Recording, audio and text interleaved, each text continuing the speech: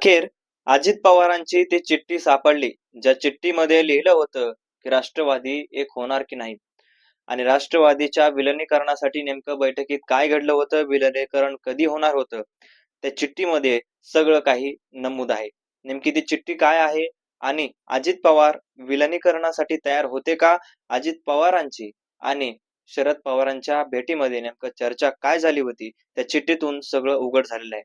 नेमकी ती चिठ्ठी काय आहे? ती चिठ्ठी आपल्याकडे आलेली आहे आणि त्या चिठ्ठीमध्ये सगळंच नेमकं काय काय लिहिलेलं आहे हे सगळं आपल्याला या व्हिडिओमधून थोडक्यात वाचून पाहायचं आहे आणि तुम्हाला सांगण्याचा प्रयत्न करायचा आहे. तत्पूर्वी तुम्ही जर चॅनलवर नवीन असाल तर चॅनलला सबस्क्राईब करा आणि आपल्या मुद्दा हक्काच्या या चॅनलला नक्कीच शेअर करायला अजिबात विसरू नका. मंडळी, आपल्याला माहिती आहे अजितदादा पवार महाराष्ट्राचे मोठे नेते होते. महाराष्ट्रामध्ये कुठेतरी परिवर्तन आणायचंय, महाराष्ट्रामध्ये परिवर्तन घडवायचंय आणि सुधारणा योजना, वेगवेगळ्या गोष्टी ज्या जनसामान्यांपर्यंत गोरगरिबापर्यंत पोहोचल्या नाहीत, त्या गोष्टी आपल्याला गोरगरिबांपर्यंत पोहोचवायच्या आहेत आणि गोरगरिबांना कुठेतरी चांगल्या प्रकारे शिक्षण, आरोग्य आणि त्यांची गरिबी कशा प्रकारे दूर होईल अशा प्रकारचा अजितदादांचा आयुष्यभराचा ध्यास होता. आयुष्यभर त्यांनी गोरगरिबांसाठी लढले, गोरगरिबांच्या कल्याणासाठी, हक्कासाठी वेगवेगळ्या गोष्टी केल्या आणि त्याच अजित पवारांचा विमान अपघाताने दुर्दैवी मृत्यू झाला. विमान अपघाताने दुर्दैवी मृत्यू झाला.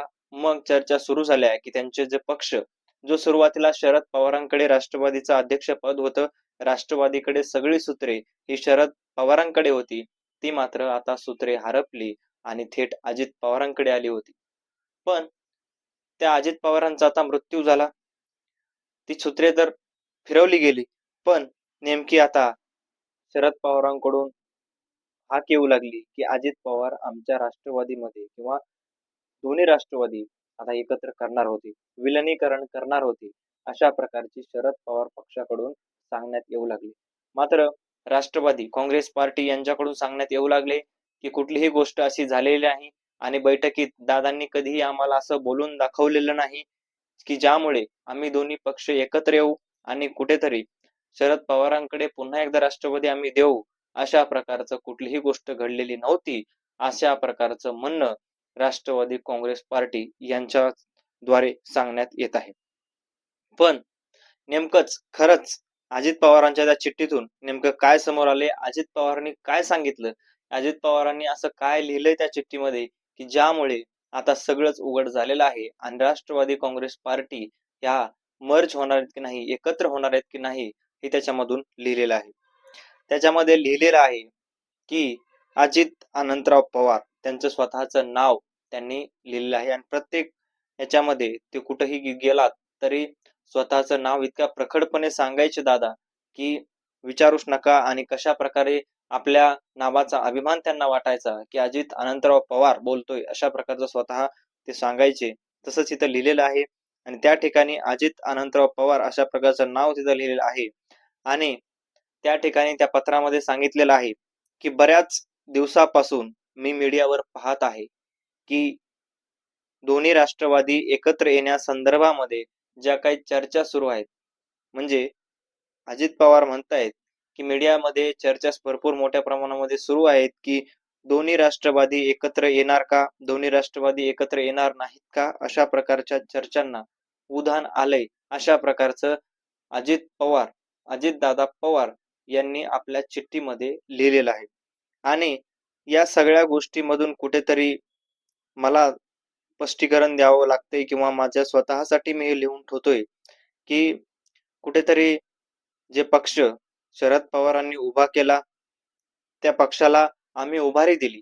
खऱ्या अर्थानं जर त्यांनी उभा केला असला तर आम्ही खऱ्या अर्थानं उभारी दिली, आमचं मार्गदर्शन ते करत राहिले आणि त्या दर्शनातून आम्ही पुढत चाललोत, एवढं पुढे गेलो की आमचा पक्ष हा राष्ट्रीय पातळीवर मोजला जाऊ लागला आणि कुठेतरी आमच्या पक्षाला चांगली मान्यता मिळाली.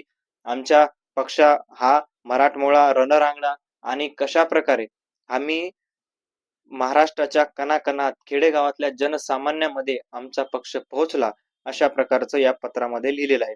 म्हणजे दादा सांगतायत की आम्ही शरद पवारांनी जे उभा केला हा पक्ष आणि त्यांच्या मार्गदर्शनाने आम्ही हा महाराष्ट्रात पोहोचला, महाराष्ट्रात सोडा तर दिल्लीत पोहोचवला अशा प्रकारचं दादांनी सांगितलेलं आहे. त्यानंतर दादा लिहितात की या पत्रामध्ये मी आता लिहिणार आहे की नेमके हे पक्ष एकत्र येऊ शकतात की नाही किंवा काय.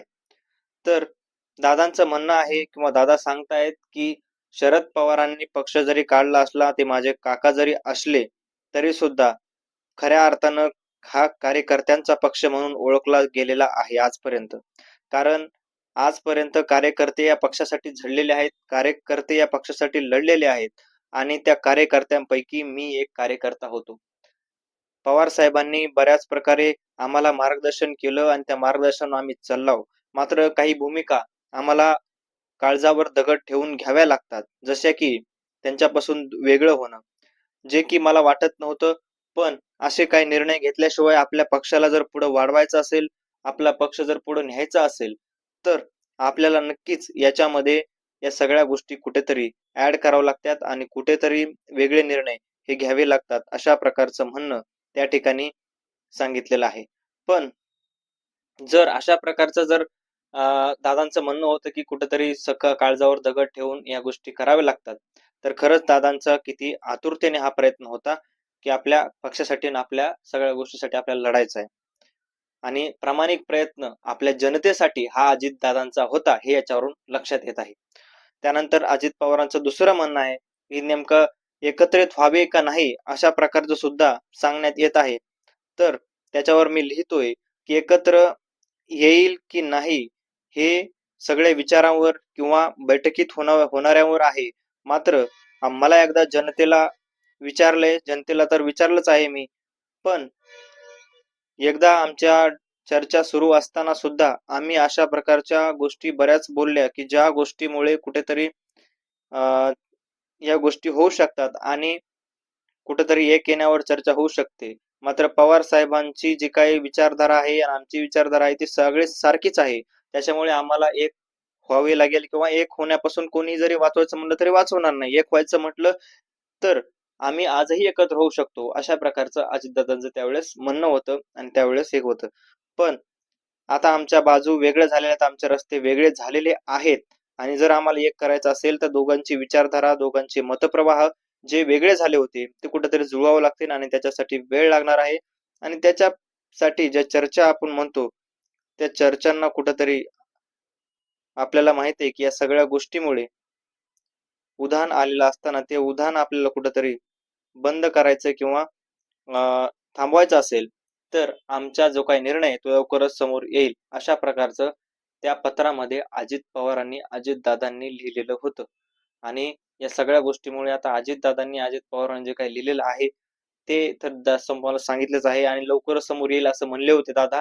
मात्र अजूनही कुठली गोष्ट समोर आलेली नाही कारण ते या दुनियेतूनच निघून गेलेले आहेत. मात्र अजितदादांचा जो काही प्रामाणिक प्रयत्न होता ते त्यांच्या लिखाणातून सुद्धा दिसला की मला कुठेतरी जनतेसाठी कामं करायची आहेत, जनतेसाठी लढायचं आहे. पवारांची माझी विचारधारा एकच आहे. मी काकांसाठी काकांनी पक्ष उभारला पण काकांच्या विचारधारेवर आम्ही चाललो, त्यांना मोठे झालो. पण काकांचे आणि आमचे वेगवेगळे थोडे मतप्रवाह बदलत गेले अशा प्रकारचं दादांचं म्हणणं होतं.